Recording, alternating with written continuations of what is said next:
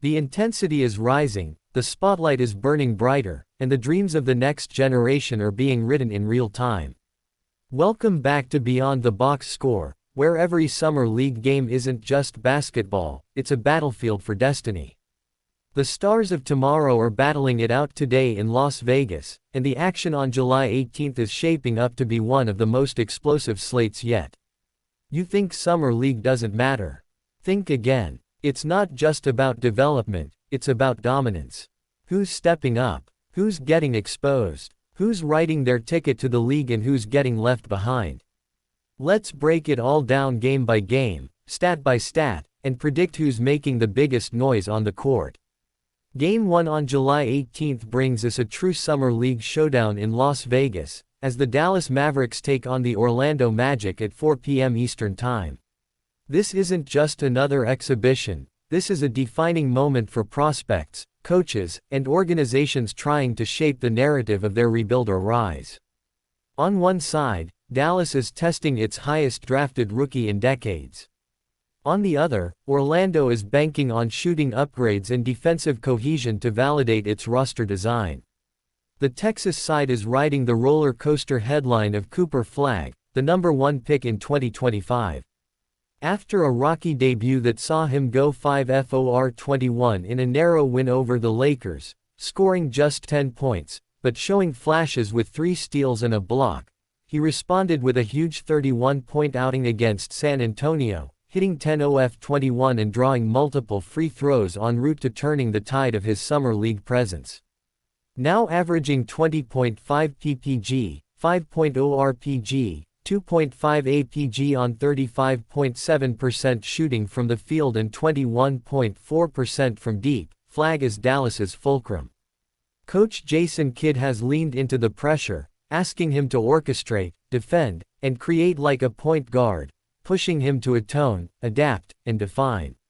Supporting Flagg in Dallas's rotation are second-year guard Miles Kelly, who's thrown down 11.7 ppg in limited minutes, and Olivier Maxence Prosper, proving his value with effort, off-ball creation, and aggressive diet in the paint on both ends.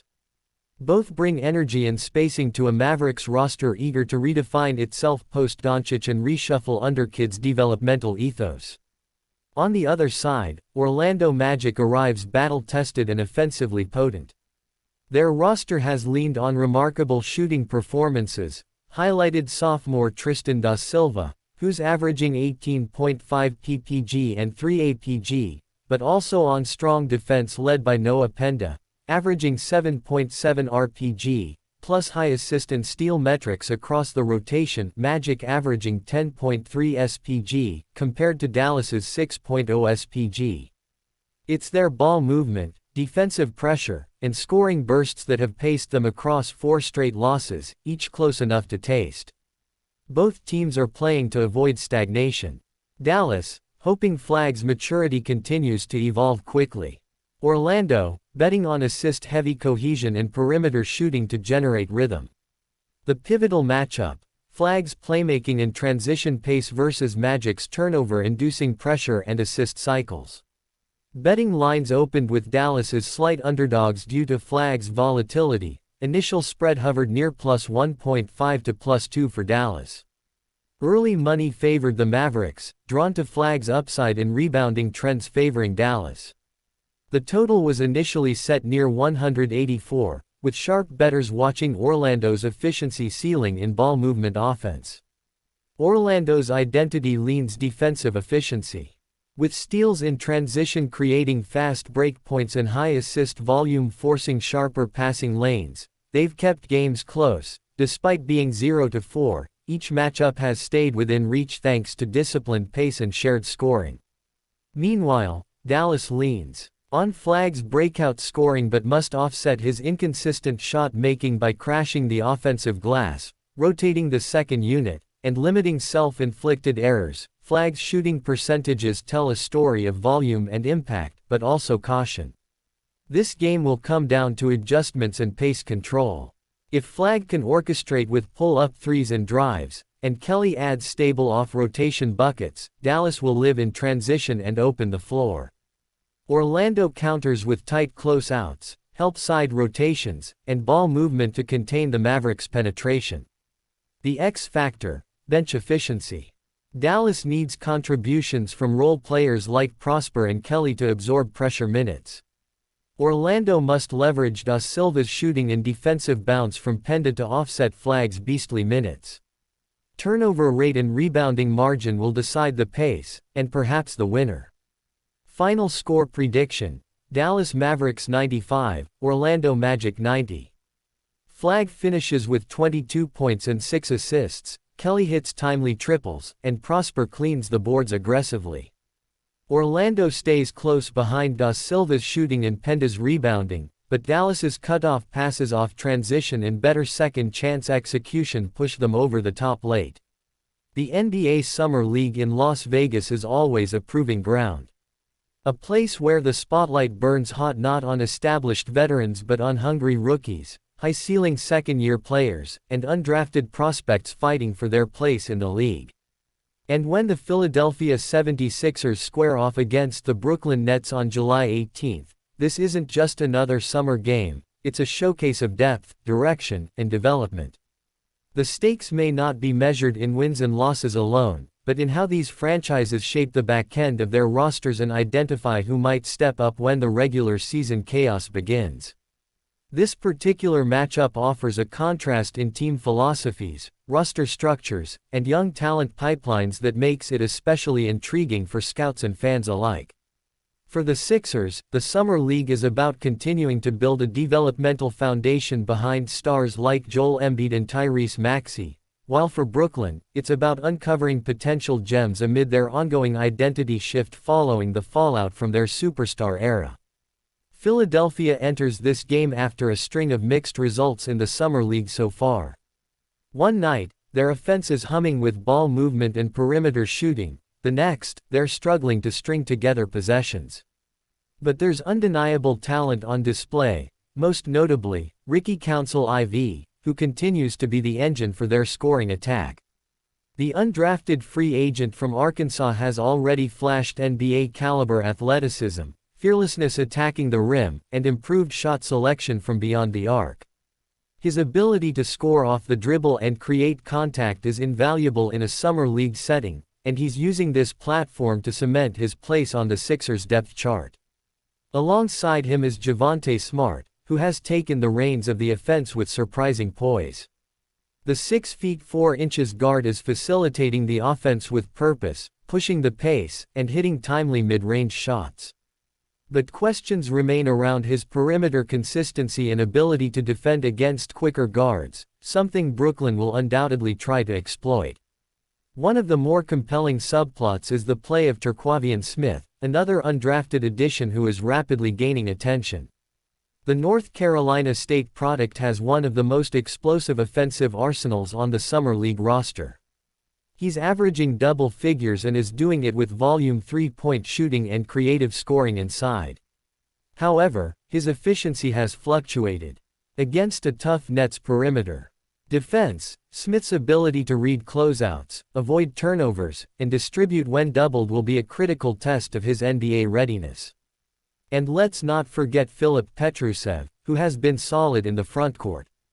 The Serbian big man offers stretch potential and has been an anchor on defense with timely blocks and defensive positioning. His ability to space the floor might be a deciding factor in keeping the Nets' rim protectors honest and opening lanes for Council and Smith to operate. On the Brooklyn side, this summer league campaign has been about youth, length, and untapped upside. Their roster might not be loaded with household names, but it's filled with players fighting tooth and nail for relevance. None more so than Armani Brooks, the sharpshooter who's been on the fringes of NBA rotations for a couple seasons now. Brooks is doing what he does best, raining threes at a high clip. His shooting gravity has opened up space for slashers like Noah Clowney and Jalen Wilson, two prospects with legitimate NBA upside. Wilson, in particular, has shown a strong combination of perimeter scoring and rebounding tenacity. The former Kansas standout has been physical in transition and shown leadership qualities not often seen in summer league settings.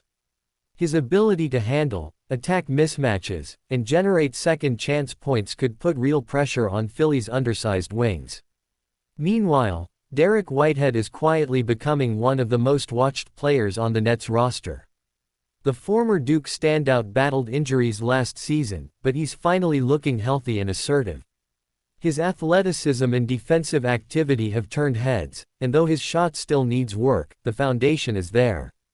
This game could be a breakout moment if Whitehead can string together a solid two-way performance. Then there's Kennedy Chandler, the 5 feet 11 inches guard who plays with the heart of a giant. Chandler's quickness, defensive instincts, and ability to penetrate make him a headache for slower defenders. His battle against Javonte Smart could end up being one of the deciding matchups in this contest. If Chandler can disrupt Smart's rhythm and push tempo, Brooklyn will have a huge advantage in transition. Defensively, both teams bring very different identities. The Sixers are long and rangy on the wings but lack true rim protection when Petrusev sits. Brooklyn, meanwhile, has shown a surprising knack for swarming ball handlers and closing out on shooters. Their switch-heavy defense often forces opponents into isolation sets, which could neutralize the fluidity of Philadelphia's motion offense. One key will be how well Philly's bigs can hold their ground against Brooklyn's aggressive help defense, and whether shooters like Council and Smith can punish them for over-rotating. From a betting perspective, this game is shaping up to be a tight one. The spread is hovering around 76ers minus 1.5, which suggests oddsmakers see this as essentially a pick'em with a slight lean toward Philadelphia's deeper guard play. The total is projected around 176.5, which reflects the scoring spurts both teams are capable of but also factors in their recent defensive efforts. If you're looking for props, Ricky Council IV to score 15+ points offers decent value given his usage rate and aggressive play style. For the Nets, Armoni Brooks 3+ three-pointers made is a prop that's cashed in multiple times already in Vegas. Another sharp angle could be betting over 6.5 rebounds for Jalen Wilson, especially considering Philly's lack of rebounding guards. In terms of momentum, both teams are hovering around the .500 mark in summer league play. That makes this a key swing game for bragging rights and internal evaluations. If Philly's guards stay hot and their defense holds up, they have the tools to control the pace and limit Brooklyn's transition game. But if the Nets can turn this into a track meet, capitalize on Philly's turnovers, and hit shots early, the pendulum could swing in their favor. Watch closely how the first quarter unfolds. Summer league games are short, and early leads tend to stick. This one should be a fun, gritty contest with moments of explosive offense and stretches of chaotic defense, exactly the kind of basketball summer league thrives on. Whether you're watching for the stars of tomorrow or looking for value in the betting markets, 76ers vs. Nets on July 18 offers more than just filler action. It's a window into the next wave of NBA contributors. The Vegas Heat is rising, both literally and figuratively, as the Miami Heat collide with the Milwaukee Bucks in what promises to be a fiery summer league clash on July 18. With young talent trying to etch their names in their franchises' future plans, this game is not just about development, it's a battleground for respect, identity, and hunger. These aren't just rookies and sophomores getting cardio in July. These are hungry wolves fighting for NBA survival, and the Bucks vs Heat matchup might just be the most unpredictable dogfight on the schedule. Let's start with the Miami Heat, a franchise that has built a reputation for transforming undrafted nobodies into playoff warriors. They aren't here just to run plays, they're here to compete. Jamie Jaquez Jr. has been a summer league standout for Miami in the past, and he's back again, looking like a seasoned pro among freshmen. His footwork, poise, and physicality scream NBA ready, and you can feel Spoelstra's fingerprints all over his game. Add in Nikola Jovic, the 6'10" Serbian forward who stretches the floor with his smooth shooting and isn't afraid to bang bodies in the paint, and suddenly the Heat look like they're playing chess while everyone else plays checkers. Then there's Drew Smith, who's turned heads with his on-ball defense and steady decision-making. This trio forms the core of Miami's summer league attack. Their offense flows through Jaquez in the post and Jovic at the top of the key. The ball moves quickly, everyone defends like their contract depends on it, because for many of them, it does. Miami's summer league philosophy mirrors its NBA team: gritty, disciplined, and relentless. On the other side, the Milwaukee Bucks arrive with perhaps one of the most exciting guard prospects in the tournament, A.J. Johnson. The electric 6 feet 6 inches guard oozes potential. With his twitchy first step, elite athleticism, and creativity off the dribble, he's a walking highlight reel who's trying to show Bucks management that he can fit next to Dame and Giannis in the near future. It's not just Johnson, though. Marcin Beauchamp, Milwaukee's 2022 first-rounder, is playing with the confidence of a guy trying to force his way into the regular rotation. He's been lighting it up with his mid-range game and defensive versatility, looking like a polished version of the raw athlete we saw a year ago. But Milwaukee's roster goes even deeper. Omari Moore is showcasing great poise as a lead guard, distributing the ball smartly while also being capable of taking over stretches. If the Bucks can get consistent shooting from their wings, like Chris Livingston or Ty Washington, they'll have the firepower to match Miami bucket for bucket. This game is going to come down to tempo and execution. Miami will try to grind it out, force turnovers, and capitalize on every mistake with their transition game. The Bucks, in contrast, are trying to play fast, spread the floor, and get downhill quickly through Johnson and Moore. One team is built for half-court battles. The other thrives in chaos. Which style prevails? There's also the matter of interior toughness. Orlando Robinson of the Heat has quietly been one of the most impactful bigs in Summer League.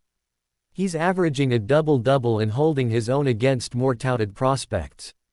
His battle with Milwaukee's Drew Timme, yes, the Gonzaga legend, is going to be physical and emotional. Timme may not be the best athlete, but he's a master of craft and footwork. Watching Robinson and Timme trade elbows and post moves is going to be a treat for real hoop junkies. From a betting perspective, this is one of the tightest spreads on the board. Most books are opening it close to a pick'em, with Miami as slight favorites at -1.5. The total is hovering around 177.5, and that might be worth taking the over on, considering both teams have averaged over 88 points in their last 2 games. Jaquez and Beauchamp are both top 5 in Summer League scoring efficiency. Miami has gone over the total in 3 straight. Meanwhile, Milwaukee has covered the spread in 5 of their last 6 Summer League contests dating back to 2023. Trends suggest value on the over and the Bucks to cover, but if you believe in Miami's culture of controlled chaos, riding with the Heat to win and cover might be the safer play. This game also gives us a glimpse into how these franchises are molding their future identities. Miami is looking to rebuild a rotation that has lost key bench pieces over the years, and players like Jovic and Jaquez are expected to be part of that reload. Milwaukee, meanwhile, has Giannis and Dame in their prime, but they need to find contributors on rookie-scale deals to balance their luxury tax-heavy roster. These Summer League reps are more than auditions, they're strategic investments. Another underrated storyline is coaching. Miami's Summer League staff is emphasizing defensive versatility and switching across all positions, essentially using Summer League to experiment with schemes. Milwaukee is doing something similar but with more offensive emphasis, trialing dribble handoff actions and early pick and rolls to see which guards can handle NBA tempo and pressure. In terms of emotional edge, don't underestimate the Heat. Every player on this team feels like they're one step away from being the next Max Strus or Gabe Vincent. They play like they've been counted out. The Bucks, while talented, have more to prove in terms of mental toughness and composure. If Miami turns this into a slugfest, Milwaukee could be in trouble. So who gets the edge? Expect a neck-and-neck duel. Jaquez and Jovic will control tempo early, but A.J. Johnson might explode in the second half. Look for Beauchamp to be the X factor. If he's hitting his jumper and defending at a high level, he could swing the momentum. Still, Miami's execution and defense might just be enough to edge it out in the closing minutes. Final score prediction: Heat 91, Bucks 87. Jamie Jaquez leads all scorers with 22 points, Jovic adds 17 with 3 triples, and Orlando Robinson grabs 12 rebounds and locks up in crunch time. For the Bucks, Johnson goes off for 19, Beauchamp chips in 15, but their shooting falters late as Miami grinds out another Summer League W. The energy inside the Thomas and Mack Center is buzzing, and with good reason. As the NBA Summer League marches into its most competitive stretch, all eyes turn to the matchup between the Utah Jazz and the Chicago Bulls on July 18, a showdown that promises not just highlights, but clues into both franchises' futures. This isn't simply a battle of two teams, it's a canvas for emerging talent, for undrafted hopefuls clinging to a dream, and for coaches molding raw potential into system-ready contributors. In these high-intensity July contests, roles are fluid, momentum is fleeting, and what matters most is how quickly players can adapt and respond under pressure. Both the Jazz and Bulls enter this clash with distinct objectives and very different roster compositions, setting up a stylistic chess match that should be as compelling for fans as it is critical for front office evaluators. The Utah Jazz have approached this year's Summer League with one of the most complete and versatile rosters in the field. Headlined by returning spark plug Keontae George, the Jazz have leaned heavily on his ability to initiate offense, navigate traffic, and deliver in clutch moments. George's development since last year is impossible to ignore. He's stronger, more patient, and his shot selection has matured. He's no longer just a bucket getter, he's shaping into a leader. His ability to manipulate the defense using hesitation dribbles and sudden bursts has created countless open looks for teammates. Running the offense alongside George is rookie Isaiah Collier, who brings a thunderous presence to the backcourt. Collier's aggression, particularly when pushing the ball in transition, is the sort of force that makes defenders retreat a half step too far, often resulting in easy baskets or drawing fouls. His shot remains a work in progress, but his confidence is contagious, and that's invaluable in these fast-paced Summer League showdowns. And then there's Taylor Hendricks, the Jazz's 2023 first-round pick, who's finally healthy and making his presence felt. Defensively, he's a game-changer. Whether it's switching onto guards, contesting at the rim, or boxing out on crucial possessions, Hendricks' motor and defensive IQ are precisely what the Jazz are hoping will translate to the regular season. On offense, he's been more than just a pick-and-pop option. His ability to run the floor, finish through contact, and stretch defenses with a reliable three-point stroke adds a whole new layer to Utah's offense. Bryce Sensabaugh has also provided Utah with a valuable scoring punch off the bench. The second-year forward thrives in isolation and mid-range sets, and his willingness to attack second units has consistently shifted momentum when the starters rest. Chicago, meanwhile, has assembled a gritty, grind-it-out squad built around discipline, two-way intensity, and defensive length. One of the stars of their campaign has been Javon Freeman-Liberty, a name quickly rising among Summer League MVP chatter. The DePaul product has emerged as a leader for the Bulls, showcasing a balanced scoring package that includes sharp perimeter shooting, clever finishes at the rim, and a newfound poise as a secondary playmaker. He's been nothing short of fearless, routinely taking, and making, tough shots in crucial stretches. Alongside him is Dallin Terry, who is finally beginning to show why the Bulls invested a first-round pick in him. Terry's length, energy, and versatility have made him one of the best defensive wings in Las Vegas, and when his shot is falling, he's the kind of glue guy that every winning team needs. Henri Drell has also made noise for Chicago, not necessarily with volume stats, but with the kind of hustle plays that don't always show up in the box score. He dives for loose balls, contests every rebound, and stretches the floor just enough to keep defenses honest. And in the frontcourt, Adama Sanogo has quietly been dominant. His strength in the paint, especially on the offensive glass, has given Chicago countless second-chance points. Sanogo may not be flashy, but he's consistent, and in Summer League where team chemistry is fleeting, that kind of foundational presence is invaluable.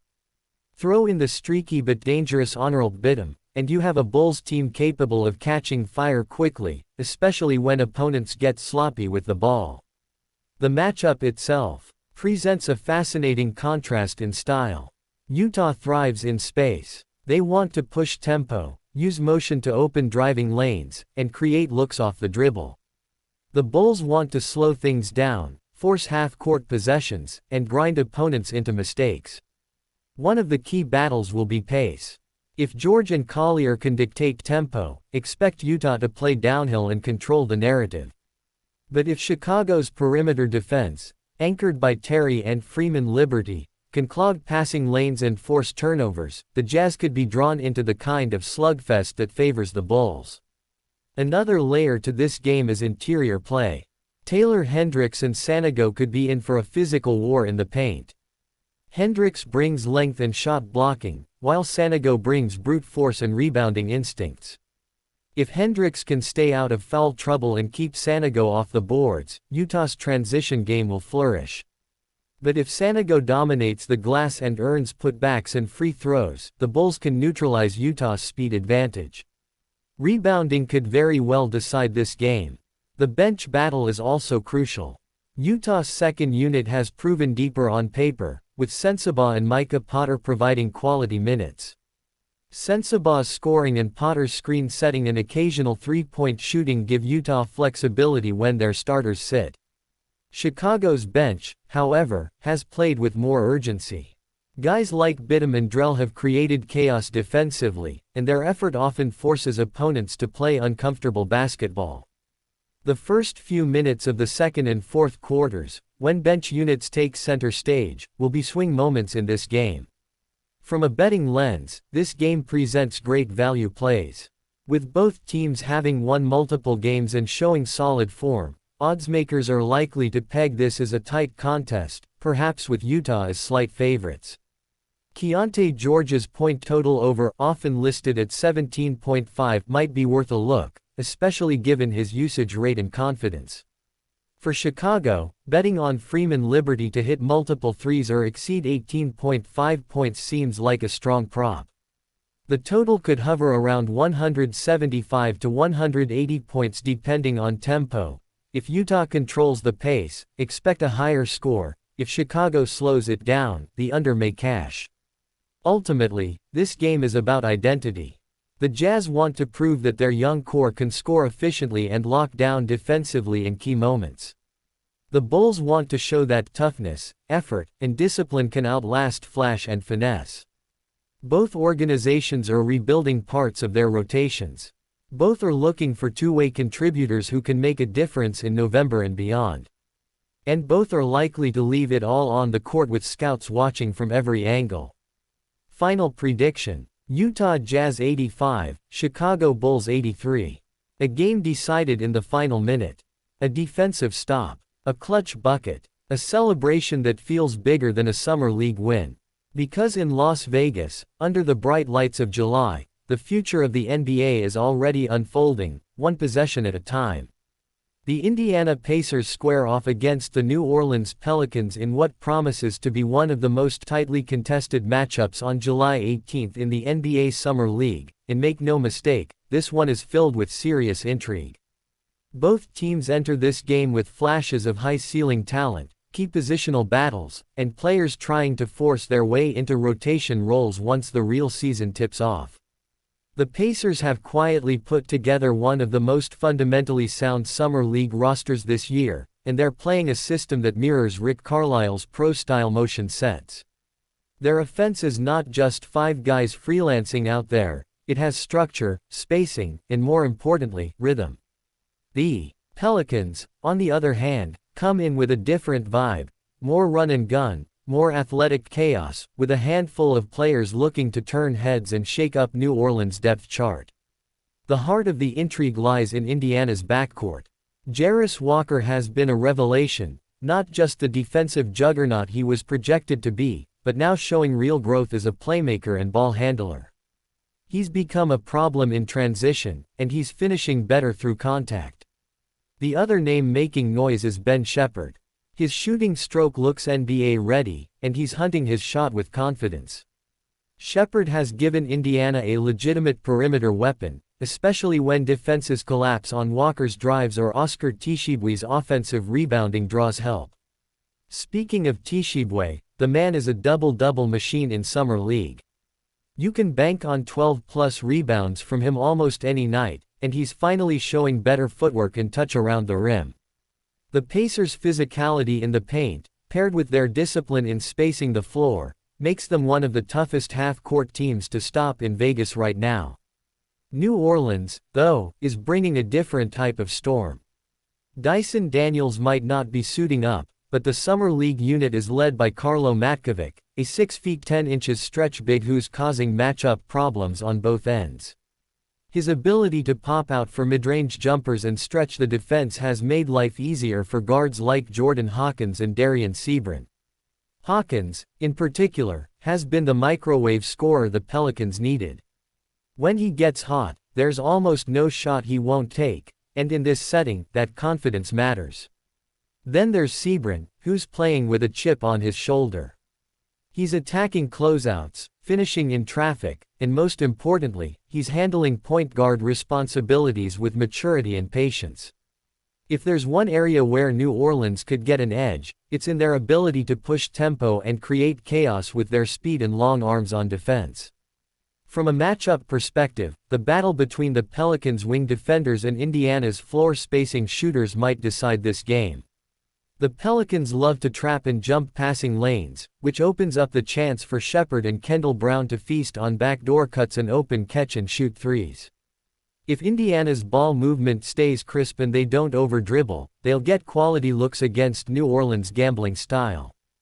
On the other end, how Indiana handles Matkovic's pick-and-pop game will be key.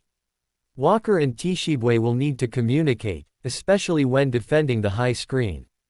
If the Pacers start switching too easily, they'll get burned by mismatch isolation.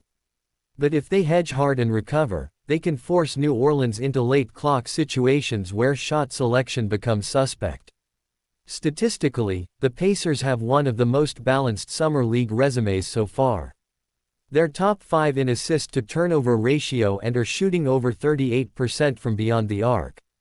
Their offensive efficiency in the half-court has been elite for Summer League standards, which typically features a lot of sloppy sets. Meanwhile, New Orleans is near the top in pace and fast break points but also lead the league in turnovers. That contrast, poise versus pace, will be the tug-of-war of this matchup. Can the Pelicans speed up the Pacers and turn it into a track meet? Or will Indiana slow it down, grind out possessions, and execute like a seasoned unit? On the betting side, this one is razor thin. Early lines opened with the Pacers as slight -1.5 favorites, and the total hovered around 177.5. That number is intriguing, because if Indiana gets its pace, the under becomes viable. But if New Orleans starts converting turnovers into easy buckets and gets out to a fast 20-point quarter, the over is very much in play. Prop bettors should take a long look at Ben Shepherd's three-pointers made. He's been consistently launching 6 or more per game, and with the Pelicans' tendency to collapse in the paint, those looks should be there. Also worth watching, Tshiebwe rebounds. Books might list him at 9.5 or 10.5, but he's been clearing that comfortably with his motor and positioning. Another X factor could be Indiana's bench production. Players like Eli Brooks and Isaiah Wong have come in and given great minutes, particularly on the defensive end. They don't force much, and they keep the ball moving. That second-unit cohesion allows Indiana to rest their stars without a major drop-off in rhythm or intensity. The Pelicans will need one of their bench scorers, possibly Malcolm Hill, to step up and counter that production if they want to keep pace once Hawkins or Matkovic sit. Ultimately, this game comes down to discipline versus explosiveness. The Pacers are the more structured, better-coached team with a clear identity and players who understand their roles. The Pelicans are younger, faster, and arguably more athletic, but also more volatile. If they hit shots early, this could become a shootout. If not, Indiana will dissect them with surgical precision. It's a classic Summer League chess match where one bad quarter can tilt the entire result. Final score prediction: Let's call it Pacers 88, Pelicans 82. Expect a lot of highlight plays from Hawkins and Matkovic, but in the end, Indiana's ball security and tactical edge should carry them across the finish line. Don't be shocked if Jarris Walker flirts with a near triple-double while Tshiebwe snags 14 rebounds. It's going to be a beauty. Nuggets vs Lakers, NBA Summer League, July 18 matchup breakdown, 7,000+ characters. The stage is set for another blockbuster showdown as the Denver Nuggets take on the Los Angeles Lakers in what promises to be one of the most entertaining games of the NBA Summer League on July 18. This isn't just a clash of jerseys, it's a collision of philosophies, systems, and raw ambition. The Nuggets, known for their development pipeline and positional versatility, face off against a Lakers Summer League squad that's been a highlight reel of aggressive transition play and high-energy defense. Both teams come into this game with storylines worth tracking, rising stars looking to stake their claim, and rotation players hoping to earn minutes during the regular season. Denver's Summer League roster is headlined by their highly anticipated rookie, 6 feet 10 inches forward KJ Simpson out of Colorado, a versatile scorer and passer who has quickly become the centerpiece of the Nuggets' half-court offense. His ability to facilitate from the wing and create his own shot has made Denver one of the most efficient offensive squads in Vegas so far. But it's not just Simpson. The Nuggets have gotten major contributions from forward Peyton Watson and second-year guard Julian Strawther, who is showing flashes of three-level scoring and defensive intensity. Watson, in particular, has been a defensive monster, averaging close to 2.5 blocks and a steal per game, using his wingspan and timing to alter shots and close out on shooters. The Nuggets have played a balanced brand of basketball with good ball movement, crashing the boards hard, and limiting opponents' second-chance points. But they'll be facing a Lakers squad that plays with unmatched hustle and grit. The Lakers Summer League team has been an aggressive, in-your-face unit led by rookie Dalton Knecht, whose athleticism and perimeter shooting has taken Vegas by storm. The 6 feet 6 inches wing is averaging 16.8 points per game on 44% shooting from three, and his ability to score in transition and off the dribble has given the Lakers a consistent offensive weapon. Joining him is Maxwell Lewis, who has thrived as a high-flying slasher and secondary playmaker. The Lakers have also unleashed defensive-minded guard Demoy Hodge, who has averaged nearly 3 steals per game while pressuring ball handlers full court. This trio has set the tone for a Lakers defense that ranks among the best in deflections, steals, and forced turnovers. Where Denver excels in structured offense, the Lakers turn chaos into production. That's going to be the key storyline heading into this one. Can the Nuggets control the tempo and execute in the half-court, or will the Lakers dictate the pace and force turnovers to ignite their transition game? Denver's ball handlers, especially Simpson and Jalen Pickett, will need to be sharp with their passes and avoid over-dribbling against the Lakers' aggressive traps and switches. This might be where Peyton Watson's poise and Strawther's off-ball movement become critical. If Denver's wings can space the floor and keep the Lakers' help defense honest, they'll have a chance to punish them with backdoor cuts and drive and kick plays. One of the most underrated aspects of this matchup is the battle on the glass. Both teams have attacked the boards relentlessly this summer. The Lakers have relied on rookie big man Colin Castleton, who has been a beast on the offensive glass and gives them second-chance opportunities nearly every possession. Castleton's ability to rebound and immediately kick out to shooters has generated quick, efficient offense. But Denver has Zeke Naji and Arnas Velika, two physical rebounders who don't give up easy boards. This is a game where the rebounding margin might determine the winner. Also keep an eye on fouls and free throws. The Lakers have been among the best in the Summer League at getting to the line. Knecht and Lewis draw contact on nearly every drive, and if Denver is forced to play from behind, they might start overcommitting on closeouts, leading to easy trips to the stripe. Denver, on the other hand, has played one of the cleanest defensive styles in Vegas: smart switches, verticality at the rim, and minimal hand checking. That discipline might be their best weapon against the aggressive Lakers. When it comes to X factors, Denver could see breakout performances from their bench unit, particularly Hunter Tyson, who has quietly put up efficient minutes with timely three-point shooting and solid defense. For the Lakers, Jalen Hood-Schifino hasn't yet exploded offensively, but this could be the game where he takes over. He's shown signs of being a dynamic downhill guard, and if Denver has trouble containing dribble penetration, Hood-Schifino could be the one to capitalize.